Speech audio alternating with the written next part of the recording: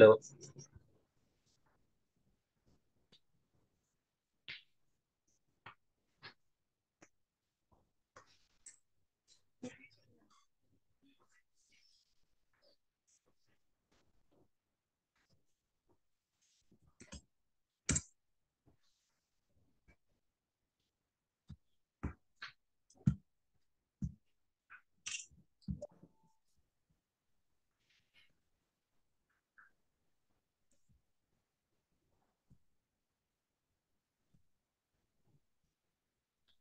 Hello.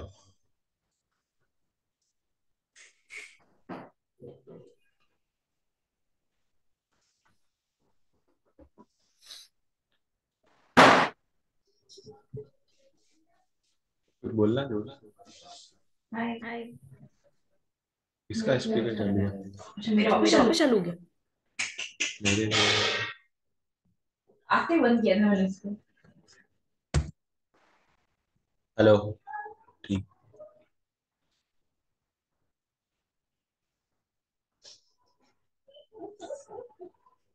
चालू करें आप। फाइनल सब कुछ। चलो। Accounts payable, managing trade credit. ठीक है। जैसे आपने ट्रेड रिसीवेबल मैनेज किया वैसा का वैसा ही है इसमें भी। ठीक है। कुछ कुछ अलग नहीं है। Trade credit is the simplest and most important source of short term finance for many companies. ठीक है, पता है। Again it is a balancing act between liquidity and profitability. तुम लोग मेरी शक्ल देख देख के हंस रहे हो।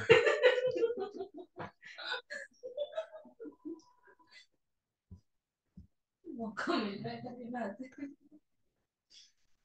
सॉरी चलो। ठीक है। तीन फालतू।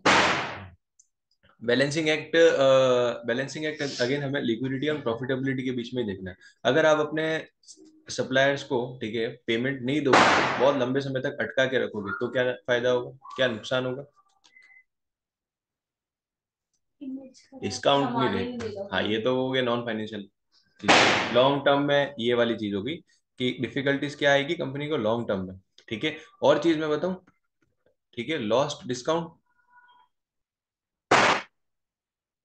आप जल्दी पैसा देके डिस्काउंट जो अचीव कर सकते थे वो नहीं कर पाओगे, यानी कि प्रॉफिटेबिलिटी में कमी आएगी, आपके पास सेविंग्स नहीं हो पाएगी। ठीक है। समझ में आया? रहने दे वो। छोड़। अरे हाँ, देख लेना ना, ये मैं शेयर करने वाला हूँ। ठीक है। अब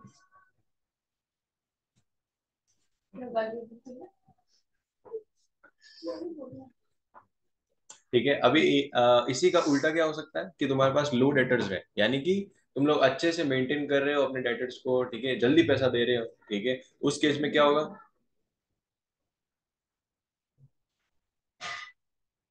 पैसे अपने पास। अपने पास कम पैसे है। प्रॉब्लम। ठीक है, लिक्विडिटी का वो इश्यू आ जाएगा। ठीक है। और फिर अगेन हमें प्रॉफिटेबिलिटी थोड़ी अच्छी मिल जाएगी, क्योंकि हम क्या जल्दी पैसा देके डिस्काउंट्स को अचीव कर रहे हैं। ठीक है। But at the same time हम अगर उस पैसों को कहीं इन्वेस्ट कर कर जाते हैं, ठीक है, और हमारे पास पैसा बना रहता, यानी कि कभी भी कोई भी इमीडिएट एक्सपेंस आ जाता तो हमारे पास पैसा रहता, तो लिक्विडिटी मेंटेन कर सकते थे, जो कि अब नहीं होगी। ठीक है। तो यानी कि आपको दोनों के बीच में ऐसे कॉन्ट्राडिक्ट स्टेटमेंट्स लिख कर आने हैं। ठीक है, अगर वर्किंग कैपिटल का बड़ा वाला क्वेश्चन आता है। ठीक है। और मेरे हिसाब से आएगा। ठीक है। Dealing payment to suppliers obtain a free source of finance. जितना लेट पैसा दोगे आपके पास पैसा बढ़िया रहेगा, फ्री सोर्स ऑफ फाइनेंस रह जाएगा। ठीक है। ये होगी लिक्विडिटी। और इधर ही प्रॉफिटेबिलिटी, कि अगर आप जल्दी पैसा देते हो तो आपको डिस्काउंट्स मिल जाएंगे। ठीक है। दोनों के केस में आप अच्छे से लिख के आ सकते हो। ठीक है, लिक्विडिटी कैसे मेंटेन होगी, प्रॉफिटेबिलिटी कैसे मेंटेन होगी। अगर हाँ हम इस हिसाब से चले कि बैलेंसिंग एक्ट के हिसाब से चले, जैसे डिस्काउंट हमने देखा था कि कि हमारा डिस्काउंट डिस्काउंट को हमने कंपेयर किया था किससे? अच्छा, cost of discount, sorry. Cost of discount को कंपेयर किया था किससे? ओवरड्राफ्ट की रेट से। ठीक है, कि अगर ये ज्यादा है तो हमें क्या कर लेना चाहिए, एक्सेप्ट कर लेना चाहिए डिस्काउंट, जल्दी पैसा दे देना चाहिए। ठीक है। और अगर मान लो ओवरड्राफ्ट की रेट ज्यादा है, ठीक है, तो हमें क्या करना चाहिए, डिस्काउंट एक्सेप्ट नहीं करना चाहिए। समझ में आई बात? अभी अगर इसी हिसाब से चले हमेशा ही, ठीक है, तो हम तो बहुत ही लेट पैसा देंगे, बढ़िया टाइम लगा के पैसा देंगे हमेशा ही। ठीक है। तो अगर ऐसा ही अगर हमेशा चलता रहा, ठीक है, तो एक टाइम में वो सप्लायर आएगा और बोलेगा कि यार इसको नहीं बेचते, जब शॉर्टेज होगी ना, जब शॉर्टेज होगी रॉ मटेरियल्स की, तो वो आपको लास्ट वाले स्लॉट में रखेगा कि इनको लास्ट में सप्लाई करेगी, ठीक है। तो ये लॉन्ग टर्म में कंपनी को नुकसान दे सकते हैं, ठीक है। तो ऐसा हमेशा बैलेंसिंग एक्ट में सिर्फ इस इन चीजों के ऊपर नहीं चलता बैलेंसिंग एक्ट, ठीक है। आपको ये भी देखना पड़ता है कि रेपुटेशन बिगड़ेगी तो बिगड़ेगी या नहीं बिगड़ेगी, यानी कि नॉन फाइनेंशियल एस्पेक्ट भी देखने पड़ते हैं, क्योंकि नॉन फाइनेंशियल एस्पेक्ट भी लॉन्ग टर्म में फाइनेंशियल एस्पेक्ट कन्वर्ट होते हैं, ठीक है। By delaying payment to supplier, companies may face possible problems. Supplier may refuse to supply in future, ठीक है। सप्लायर में only supply on a cash basis, ठीक है। सप्लाई दे में लॉस रेपुटेशन, ठीक है। सबसे बढ़िया चीज क्या होती है कि सप्लायर क्या करता है, आपको सप्लायर को पता है कि आप 3 महीने लगा के पैसा दोगे आराम से, 3 महीने की जो उसकी अपॉर्चुनिटी कॉस्ट है ना, वो प्राइस में जोड़ देता है, ठीक है। आराम से पैसा दो, कोई टेंशन ही नहीं। आप मान लो वो मान लो 30 रुपए कमा सकता था 3 महीने में, ठीक है, एग्जाम्पल, ठीक है। 30 रुपए अगर वो मान लो 3 महीने में कमा सकता था, तो आपको जो भी प्रोडक्ट बेचेगा तो 30 रुपए एक्स्ट्रा ऐड करके बेचेगा, ठीक है। ये में increase price in the future, ठीक है। समझ में आया? Trade credit is normally seen as a free source of income. Well, this is normally true. It may be that the supplier offers a discount for early payment. ठीक है। In this case, delaying payment is no longer free. अगर आपको early payment का discount मिल रहा है तो उस समय आप फाइनेंस का सोर्स है वो फ्री नहीं, ठीक है। क्यों? क्योंकि फ्री कब होता है, जब आप सारे लोगों को सेम चीज मिलती और आप अच्छे से टाइम लगा के दे रहे हो, तो फ्री सोर्स ऑफ फाइनेंस होता है। सारे लोगों को सेम चीज मिल रही है बट डिस्काउंट भी मिल रहा है साथ में, ठीक है। तो अगर आप डिस्काउंट नहीं ले पा रहे हो तो आपके लिए जो फ्री था वो एक अपॉर्चुनिटी कॉस्ट मिल गई, जनरेट करके देगा, यानी कि लॉस्ट डिस्काउंट। समझ में आ रही? अगर सबको थाली में एक ही गुलाब जामुन मिल रहा होता तो आप क्या बोलते, अरे वाह मजा आया, ठीक है। लेकिन अगर सबके पास ऑप्शन है कि अभी आधा ही गुलाब जामुन खाओ, आगे हम आपको रस मलाई भी देंगे, ठीक है, तो आप तो आप वो आधे गुलाब जामुन को कंपेयर करोगे फिर उस रसमलाई से, ठीक है। यहाँ पे प्रॉब्लम हो गई ना, अपॉर्चुनिटी कॉस्ट हो गई, ठीक है। मैं एग्जांपल भूल गई, पता खाने के चक्कर में क्या बोलना चाहती थी। यानी कि जब एडवांटेजेस दिए जाते हैं ना, तब कुछ फ्री नहीं रहता। हाँ खा लेना आराम से। Since the cost will be the loss discount. In the examination, you need to able to calculate the cost of the discount forward, ठीक है, आता है। It can be done using the same techniques we saw under account receivable, ठीक है। खत्म इनका पूरा topic. क्या चाहिए क्या तेरे को? ठीक हो गई तू? ठीक हो? खांसी में भी इतना कैसे बोल लेती है?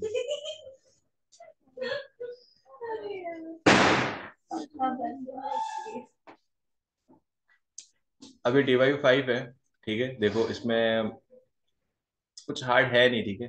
अपन साथ में ही कर लेते हैं, मैं होमवर्क दूंगा, तुम 5-10 मिनट और खराब करोगे। One supplier has offered a discount to box company of 2%, ठीक है, फॉर इनवॉइस कितना था, 7,500। It payment is made within 1 month rather than the 3 month normally taken to pay, ठीक है। वही एग्जाम्पल, जैसे 3 महीने का वो है हमारे पास, 2 महीने के अंदर 1 महीने के अंदर पेमेंट दे दोगे तो आपको डिस्काउंट मिलेगा, यानी कि हमने कितने महीने बचा लिए, 2 मंथ। समझ में आया यहाँ तक? ठीक है। अभी if box overdraft rate कितनी 10% per annum, is it financially worthwhile for them to accept the discount and pay early, ठीक है। कन्वर्ट करना सिंपल है, जैसे क्या क्या हाँ या नहीं? हाँ,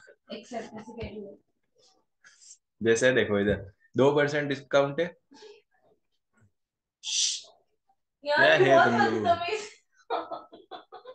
खाने के नाम दे दिया, मेरे ध्यान ही नहीं लगी कभी, लेके जाना पड़ेगा मुझे।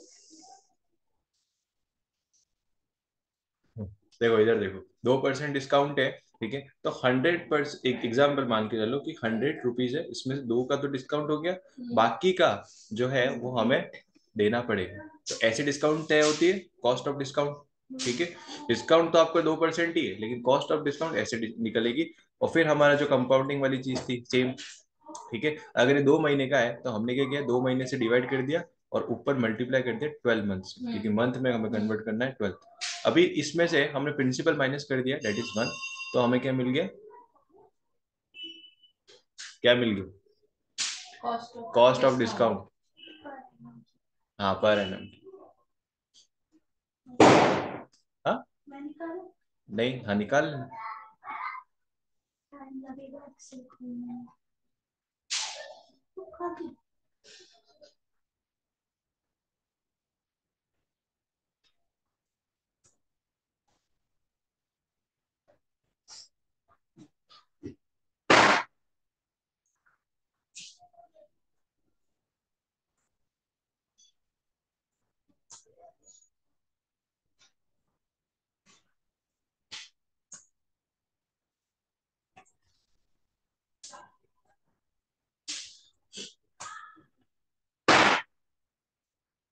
12.88 अभी 12.88% ये आ तो गया, ठीक है, पर एनम है, ठीक है।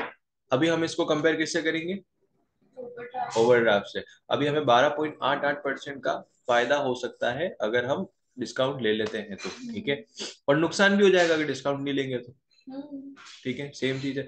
अभी नुकसान किसमें ज्यादा होगा? दोनों वाले ऑप्शन में डिस्काउंट नहीं लेंगे तो ज्यादा होगा ना नुकसान। समझ में आ रही है मैं क्या बोल रहा हूँ? नहीं यार, नहीं यार। डिस्काउंट अगर नहीं लेंगे तो 12.88% का नुकसान होगा, तो इससे बढ़िया क्या डिस्काउंट ले लो, ठीक है। तो वी शुड एक्सेप्ट डिस्काउंट। और अगर ऐसे समझना चाहो, तुम्हारी इच्छा से कैसे भी समझ सकते हो, 12.88% का हमें फायदा हो रहा है, ठीक है, तो हम क्या करेंगे, पहले डिस्काउंट लेंगे 12% पे और उसके बाद लोन ले लेंगे 10% पे, तो नेट हमें फायदा हो जाएगा 2.88, ठीक है।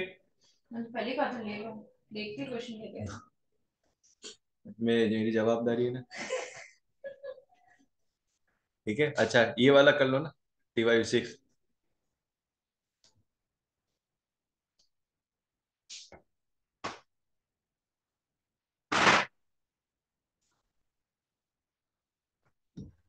ये वीक्स वाला करवाओ यार भैया ऐसे। नहीं नहीं करना क्या, पड़ेगा। एक एग्जाम में बोल रहा हूँ कब से, 3 - 1 2।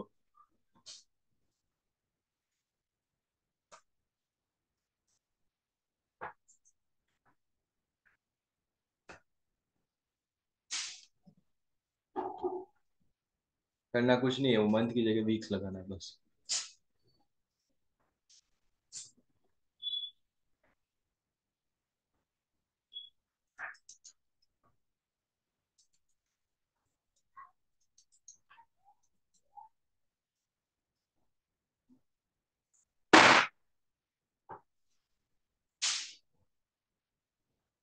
हो गया?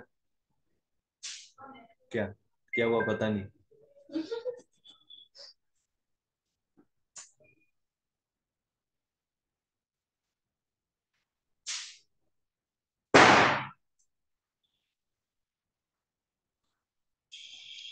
उसकी तो रेट दे रखी है। किसकी? कंपैरिजन। कंपेयर नहीं करना है ना, इन्होंने क्या बोला, एनुअल कॉस्ट निकाल दो बस।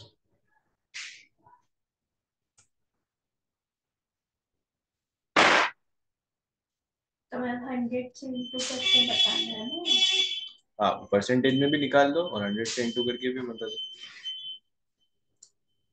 आपको हिंट दिया है, ठीक है, आपको ये नहीं बोला है कि 100 से इंटू करके बताओ फिर फाइनल कॉस्ट एब्सोल्यूट अमाउंट्स में कितनी आएगी। रिलेटिव बताना है। हाँ रिलेटिव, रेट हमेशा रिलेटिव ही होती है। बड़ा कहीं ना।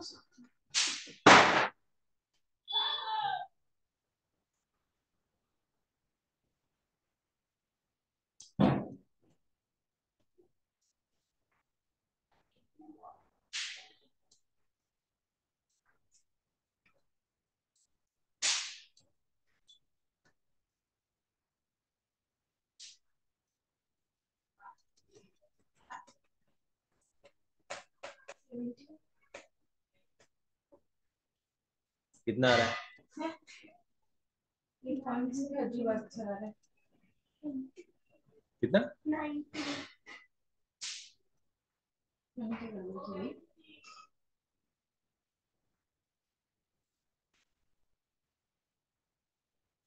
सही है क्या? इसका फॉर्मूला में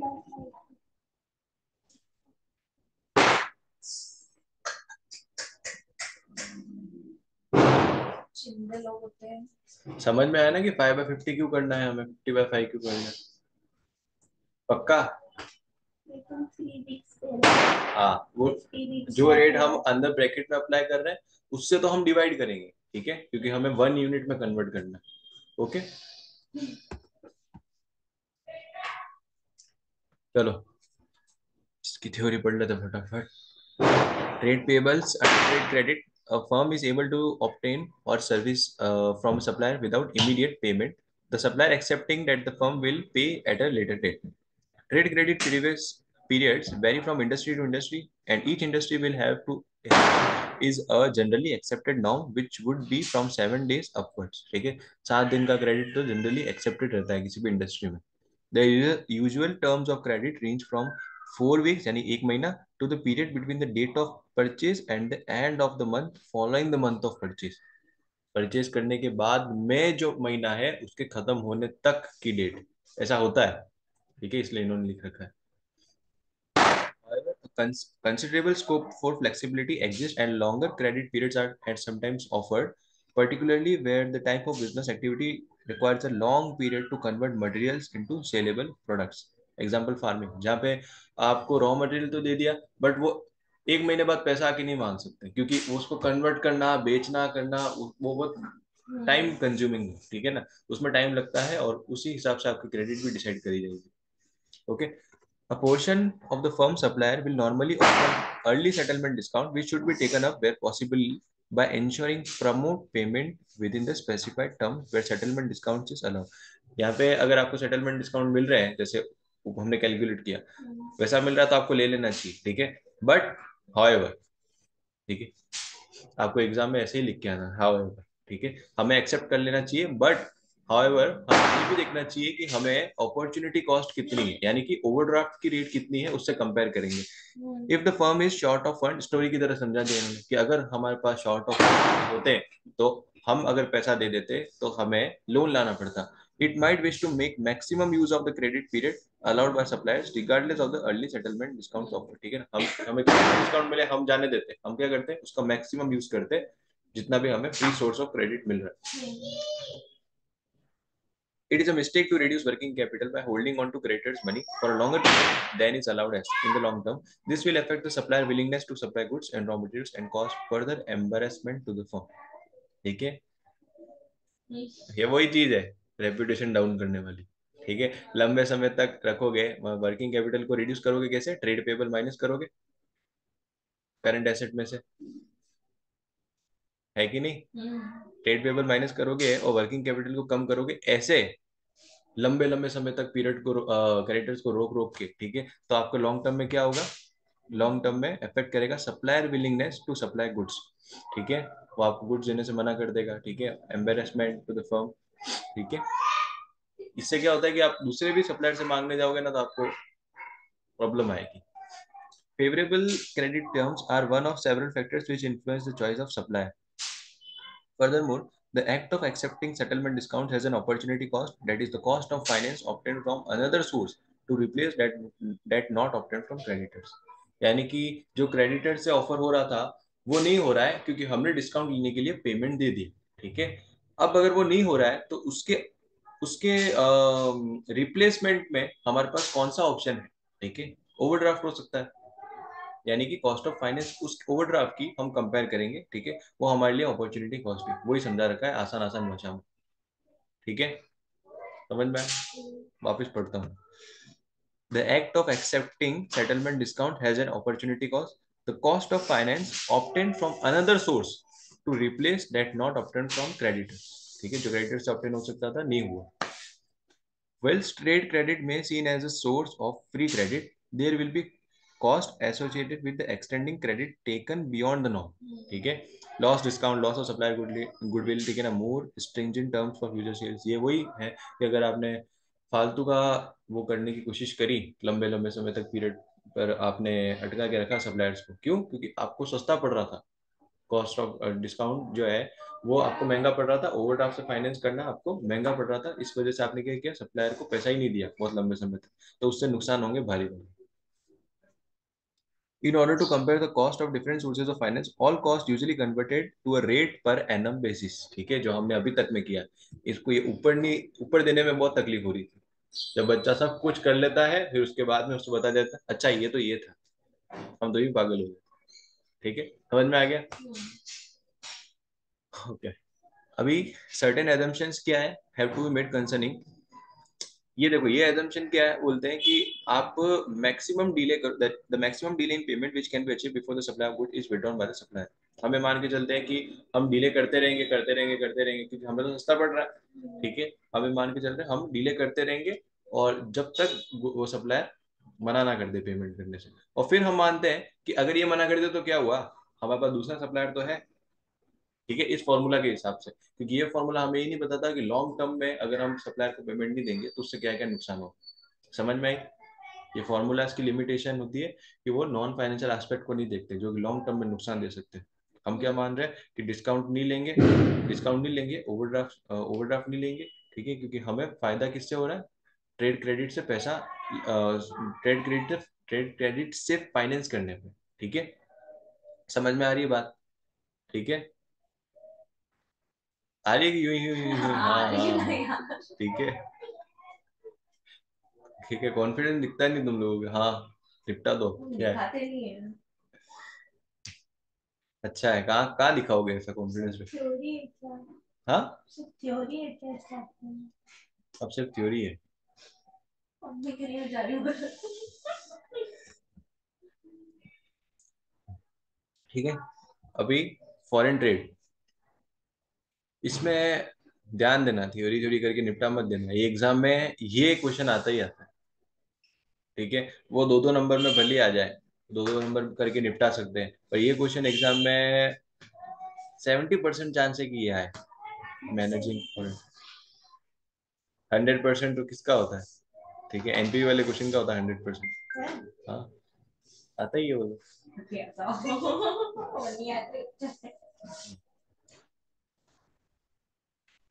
देखो, फॉरेन ट्रेड से रिलेटेड तुम्हारे पास क्या रिस्क है, अगर तुम विदेश में माल बेचते खरीदते हो तो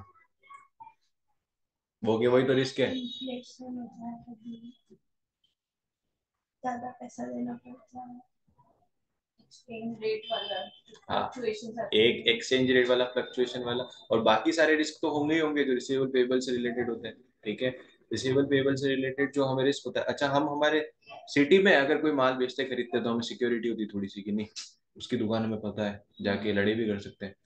अगर हम, अगर कोई महाराष्ट्र वाला बंदा बैंगलोर वाले बंदे को माल बेचता है, ठीक है, तो थोड़ी इनसिक्योरिटी होगी उसे, क्योंकि अरे यार वो तो दूसरी स्टेट में है, हो सकता है कि कुछ प्रॉब्लम हो जाए। ठीक है, अभी ये समझ के चलो कि इंडिया वाला बंदा कोई यूके में माल बेचता है, ठीक है, फिर उसे कितनी इनसिक्योरिटी होगी।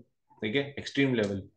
तो यही चीज होती है एक्सपोर्ट क्रेडिट रिस्क में। ठीक है, जब आपके पास अकाउंट रिसीवेबल, अकाउंट पेबल से रिलेटेड जो रिस्क होते हैं वो थोड़े से ज्यादा होते हैं। ठीक है, यही चीजें थोड़ी सी ज्यादा होती है, वो होती है एक्सपोर्ट क्रेडिट रिस्क। ठीक है, रिस्क ऑफ फेलियर और delay in collecting payments due from foreign customers. ठीक है, और इसी के साथ में एक चीज और आती है, फॉरेन एक्सचेंज रिस्क। ठीक है,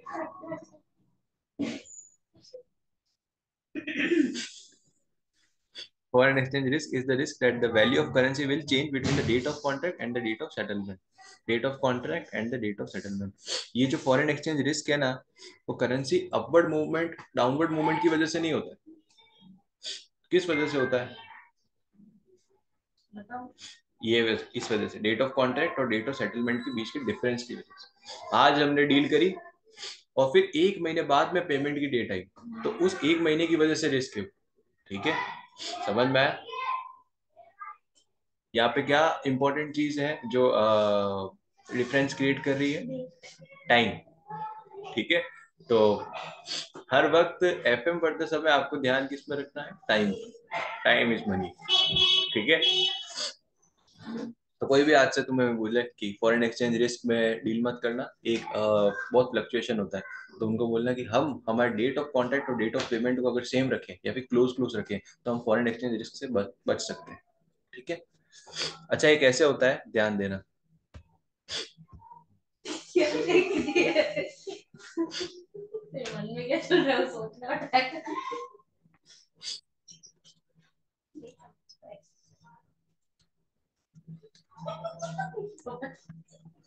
देखो कुछ तो है नहीं यार। अच्छा हाँ, तो वही तुम लोगों को कुछ होगा ही नहीं। अच्छा तो कुछ चला गई था। एक है उसी में बैठ के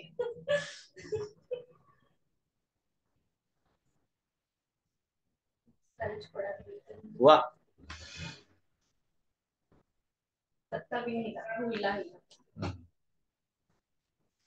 देखो अब इसमें मान लो तुमने डील जब करी, यू इंडिया वाला एग्जांपल नहीं लूंगा मैं, यूएस वाला है। मान लो तुम यूएस में बैठे हो, ठीक है, और यूके में तुम्हें भेजना है पैसा।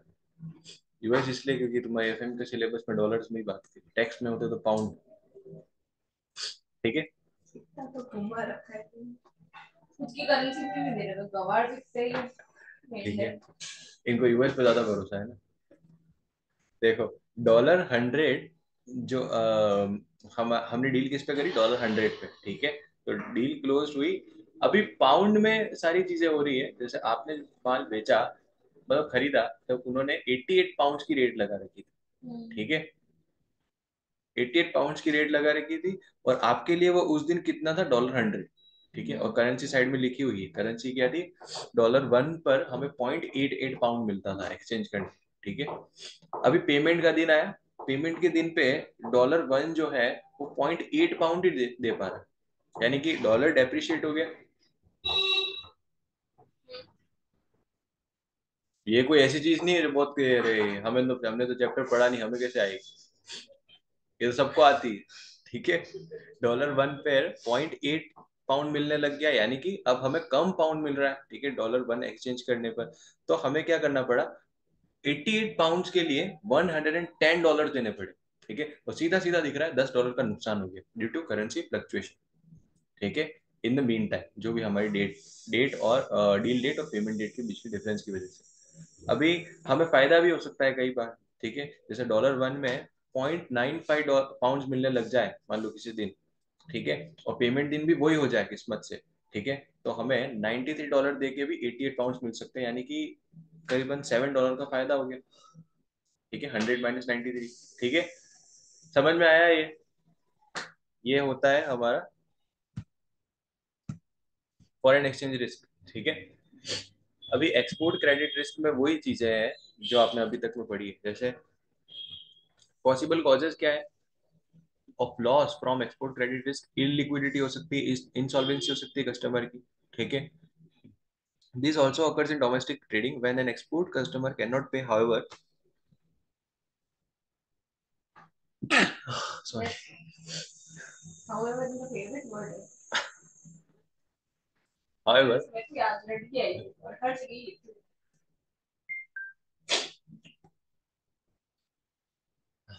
However, suppliers have extra problems in protecting their positions in a foreign legal and banking system, ठीक है। अगर इंडिया में हो तो निपट भी ले आदमी, ठीक है, क्योंकि म्यूचुअल अंडरस्टैंडिंग इतनी होती है इंडिया में कि पता चल जाता है, हाँ गाली देने वाला है अभी, फटाफट दे देते हैं, आज घर पे आके तमाशा करेगा, ठीक है। अब फॉरेन ट्रेड में क्या कर लेगा इंसान, उनमें तो बहुत वो कल्चर है कि हाँ दे दी तो दे दी, अगर वो गाली दे रहा है तो उसमें उसकी गलती, मेरी गलती तो है नहीं, ठीक है। आपने यहाँ पे कोई गाली दे के जाए तो लोग पूछने आते हैं आपने ऐसा क्या कर दिया, उसको कोई कुछ नहीं बोलेगा, ठीक है। बैंक्रप्सी और failure of a bank in remittance chain, ये भी पॉसिबल कॉज है, ठीक है। सिंपल है, अपोर्डली स्पेसिफाइड रेमिटेंस चैनल, यानी कि हमारा जो लेन देन का सिस्टम है वही बेकार है, ठीक है। उसमें कोई अकाउंटेबिलिटी नहीं है कि कौन पैसा कब भेज रहा है, उसका कोई हिसाब नहीं है, ठीक है। भेज दिया पैसा और फिर वो बोल रहे कि हमने तो भेज दिया, आपने कलेक्ट क्यों नहीं किया, आपकी गलती है, ठीक है। 10 मिनट है तुम्हारे पास। Inconvertibility of the customer's currency,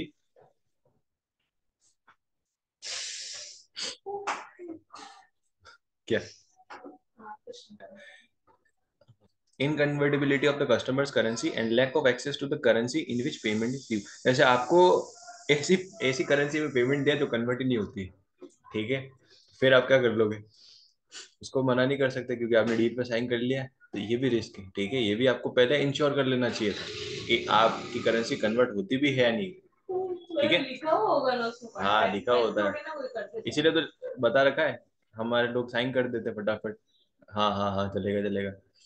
ठीक है, सेल होने से मतलब है अभी तो। ठीक है, उनकी जवाबदारी है कि आपको पहले से ही वो बता दें।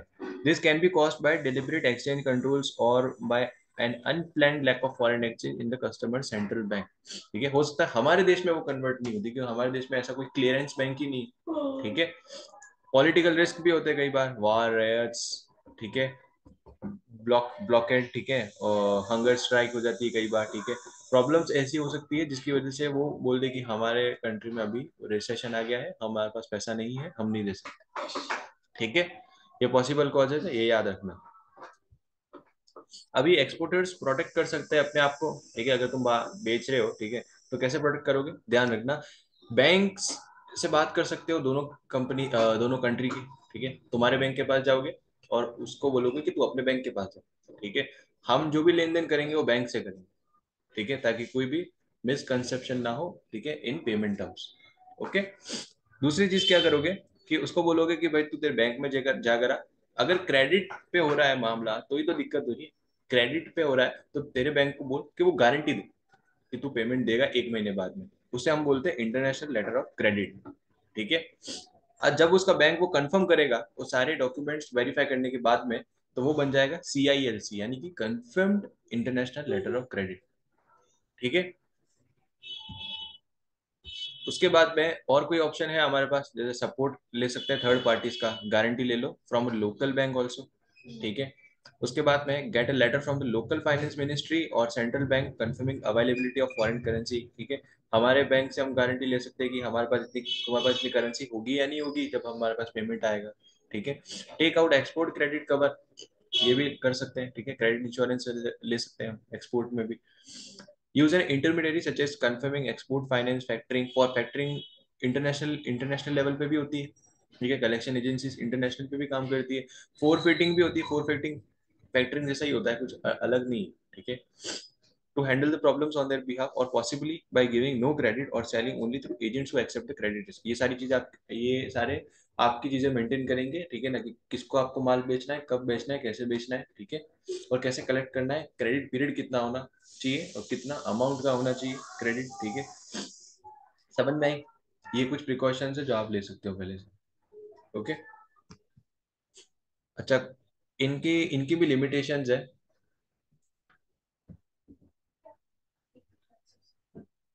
नहीं नहीं, चलेगा, अब मैं कंप्लीट करने के बाद ही पीऊंगा। पी लो, तुम्हें पीना है। चाय। ठीक है, अभी आप कितना भी कर लो, कितने भी प्रिकॉशंस ले लो, कई बार होता है हार्ड फैक्ट्स ऑफ लाइफ से आप नहीं बच सकते। बहुत गहरी बात है। ठीक है, ध्यान देना ऐसे। अगर मान लो इंसॉल्वेंसी हो जाए, कस्टमर बोल दे कि मैं तो नहीं दे सकता, कुछ भी कर लो आप, मेरे पास पैसा ही नहीं, तो लेके क्या जाओगे, ज्यादा से ज्यादा मेरे को ले जाओ और क्या। ठीक है, ऐसा होता है कई बार। तो उस केस में क्या होगा कि अगर छोटा मोटा अमाउंट है तो बैंक आपके पैसे क्लियर कर देगा। बहुत बड़ा अमाउंट है तो कुछ नहीं होता, कुछ नहीं होता है सही। ठीक है, जैसे विजय माल्या का केस था, उसमें उसने अपने आप को घोषित कर दिया कि मेरे पास पैसा नहीं है। ठीक है, हमारे बैंक्स कुछ नहीं कर पाए। ठीक है, RBI कुछ नहीं कर पाई आज भी, जहाँ पे विजय माल्या के जो वो किंगफिशर वाले एयरप्लेन्स पड़े ना, वो पड़े ही हैं, उनका कुछ नहीं हो सकता। और उस उल्टा विजय माल्या को बोला गया है कि तू एक काम कर, इसको किराए पे चढ़ा और जो पैसा है फिर हमको दे।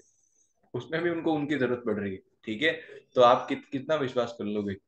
ठीक है, तो ये, ठीक है, इंसॉल्वेंसी अपने आप में एक मेजर ड्रॉबैक रहेगा हमेशा से। उसके बाद में कई बार आपने अपने कस्टमर्स को बोला कि ILC इशू करवा के दे दो मेरे को, इंटरनेशनल लेटर ऑफ क्रेडिट, जो गारंटी होती है एक तरीके से। अब वो कॉस्टली पड़ती है। ठीक है, और वो उनकी फ्लेक्सिबिलिटी को रिस्ट्रिक्ट करती है कस्टमर की, और उस वजह से उनको प्रॉब्लम होती है। और फिर अगेन अगर वो कॉस्टली पड़ेगी तो कस्टमर क्या बोलेगा, अरे भाई माल बेचना है तो बेच।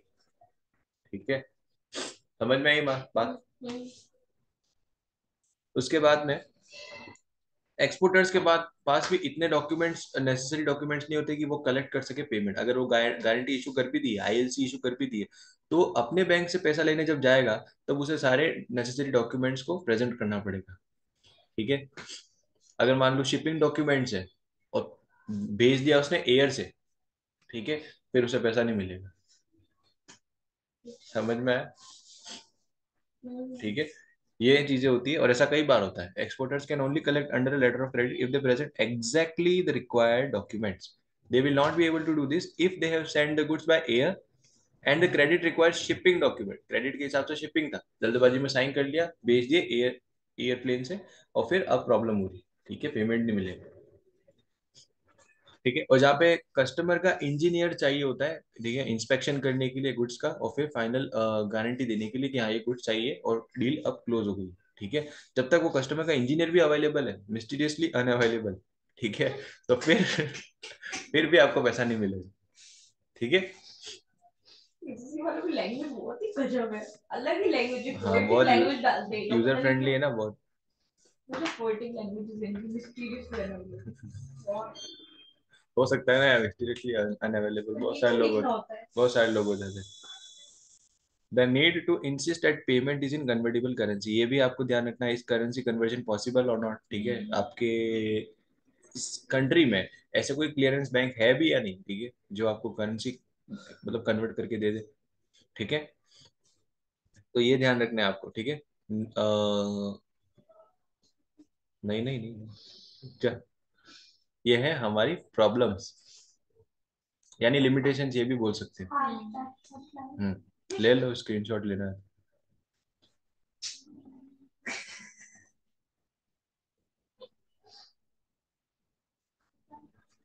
कहना है क्या, खत्म खत्म, पानी क्या करूं मैं? दिमाग चलेगा सबका। बोरिंग है तो स्किप कर दूंगी। जब तक मैं स्टूडेंट था तब तक मेरे हाथ में था कि हाँ, जब तक फिर मेरे को पढ़ाने का मौका मिला तो मेरे लिए कुछ बोरिंग नहीं रहा, फिर मेरे को सब पढ़ा नहीं। 2 मिनट बाकी जाने लगा इसमें। क्या?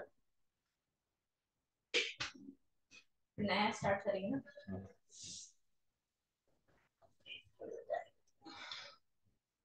वर्किंग कैपिटल मेरे साथ ही कंप्लीट कर लो प्लीज।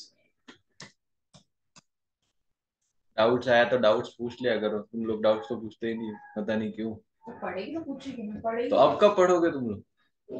मैंने एक दिन गिने, कल बैठ के टाइम टेबल बनाना था जब तुम्हें मैसेज किया था मैंने, तब मैंने देखा कि बहुत ही कम टाइम बचा है। उनको भी यही लगता है। करेंगे करेंगे, मजा करेंगे, केवल दिवाली और एक मैं दिन तुम्हें है। ऐसे छोड़ूंगा थोड़ी क्या, कि हाँ हो गया मेरी तरफ से, फिर मैं रोज आऊंगा। और फिर तुम ये मत बोलना कि आप तो हमारा एक एक घंटा दो दो घंटा ले लेते हो, हमें टाइम नहीं मिलता। सही है ना। समझ गए? ठीक है, और ये भी मत बोलना कि आपकी तरफ से खत्म होगा तो हम चालू करें ना, आपकी तरफ से ही खत्म नहीं। ऐसा नहीं, ऐसा हुआ है बहुत बार, ऐसा जब हम बैच में थे तब हुआ। आप कोर्स ही कंप्लीट नहीं करवा पाते हो, ठीक है, तो हम क्या करें? वरना हम तो रेडी है, तैयार है ये पढ़ेंगे। तो बर्डन शिफ्ट करें हम।